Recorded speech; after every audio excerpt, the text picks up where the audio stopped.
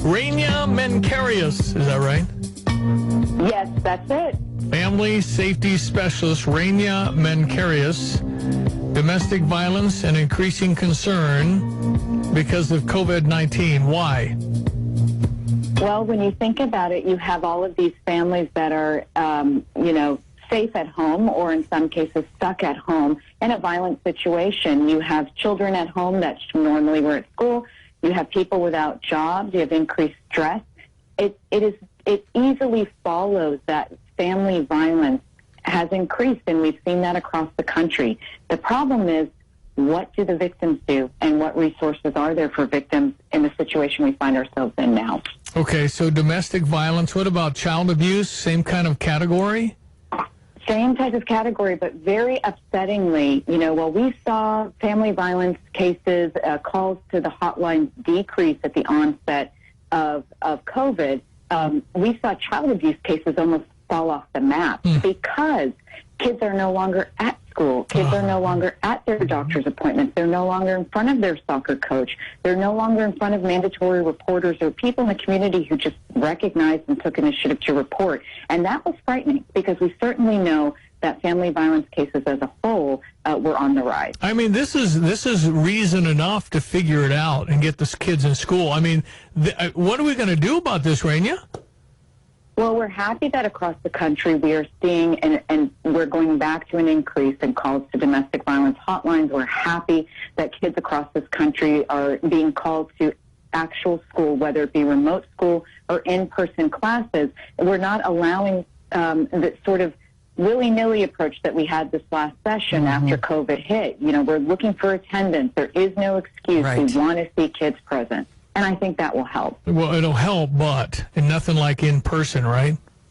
Yeah, of course, but we understand there are reasons that can't be the case, whether underlying health conditions for children or parents or grandparents in the home.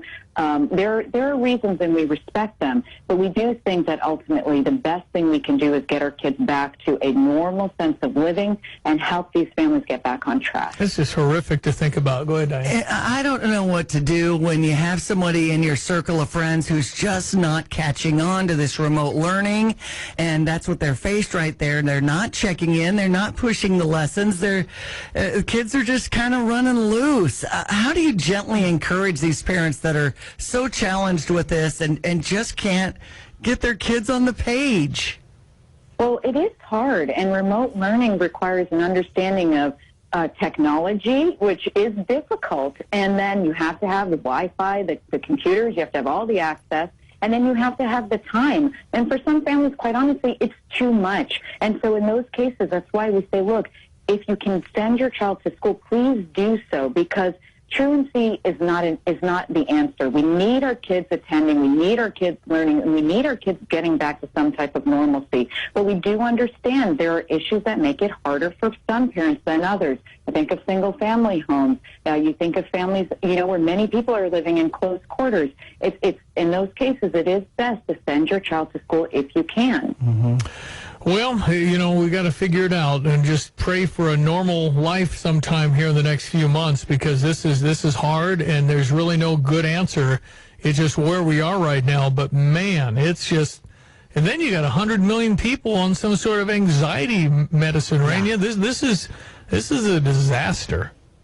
It's certainly escalated, and our biggest hope is that we can stick to the facts and the real issues, and I know this is impossible, but put politics aside, because we see in city after city, it's becoming a political issue. If the president says send them to school, the local county will say don't send them. If the president says don't send them, the local county will say send them. That's right. And we're losing focus of what's best for the child and what's best for families. And I think it's un-American. It's not the way we normally do things. And I really wish we would move on from this hyper-politicized narrative and just focus on what's best for children and for families across the country. Well, the problem I have too, Rania, is you have 160 children that have died from the flu this season and like 50 from COVID-19.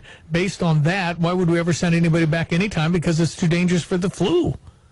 It's those types of arguments, while they may make sense on paper, are no longer holding weight, because the COVID discussion has had its own PR campaign, and it's taken over major cities and with devastating effects it's grappled, it's taken hold of national media narratives. It's really become its own entity, its own being, and we've got to just follow mainstream in some cases, but on other cases, we've really got to stop and look at, again, what's best for children. I mean, you can't even be a small business that tries to open in the face of COVID. You might be arrested. You might lose a license. You might pay a fine. Nuts. So, it's taken on its own type of entity completely. But we just keep saying, focus on what's best for the children. Focus on what's best for families. Let's use reason where we can. Let's not discount science and medicine, of course, but we've got to get back to what's best for this country, and especially for families. Rania, talk to somebody who might be experiencing some abuse right now. There's this circle of, it may be better, or an apology from the spouse who might be abusive. How do you break this cycle? The first thing to realize is that somebody in an abusive situation is facing tremendous control.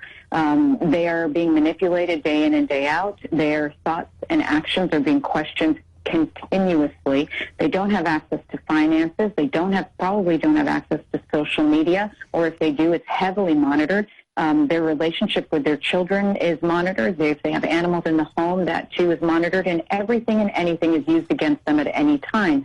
So understanding the situation from which somebody that's a victim is truly living it day in and day out can help understand how you need to approach the situation. What they need is support. What they need is guidance. They don't need an ultimatum. They don't need a challenge. They don't need somebody to strong-arm them. They need somebody to say, look, you need to get out, but you need to get out safely. We will help you come up with a plan. It's a strategic plan. It is a well-thought-out, well-calculated plan, and that there's a team or a group of people that will help them execute that plan, because somebody in this type of situation doesn't have the resources, even mentally, emotionally, and physically, to do it on their own, and financially. So we need to step in and help where we can. Lastly, the complexity of this, I know of a situation just the other night where the screaming was being heard by neighbors. They went over, redness on the woman's neck. Police come, story completely changes because of the 10-month-old in the house and the uncertainty of what would happen to her family. For sure. That's just typical, isn't it? Mm-hmm. That's very typical, and that's why I always mention the children and the animals when we talk about domestic violence, because those victims, usually women, but men too, will stay in an abusive situation to protect their children and their animals. And we see that day in and day out. Rania, how do people find you, connect with you? Family Safety Specialist Rania Mankarious? You can find Crime Stoppers by going to crime-stoppers.org. You can find me across most all social media platforms at The Rania Report. Rania, thank you for your passion and your work. Thank you so much for having me.